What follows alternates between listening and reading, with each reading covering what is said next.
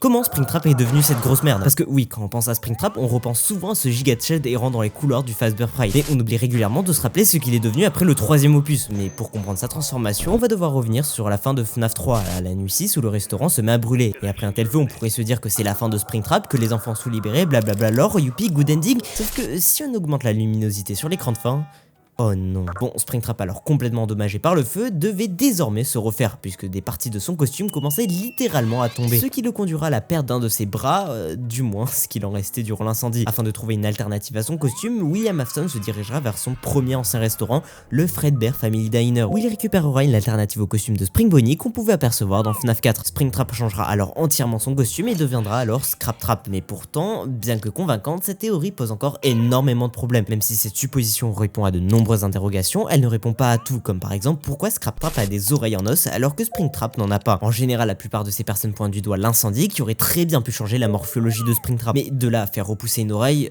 je suis pas sûr. Néanmoins, certains affirment que Scott, le créateur de Five Nights at Freddy's, a juste voulu changer le design de son personnage. Souvenez-vous, par exemple, Purple Guy lui n'a jamais eu le même design, ce qui a laissé croire un temps qu'il y avait deux tueurs, alors qu'il agissait bien tout seul depuis le début. Et toi, comment tu penses que Springtrap est devenu Scraptrap?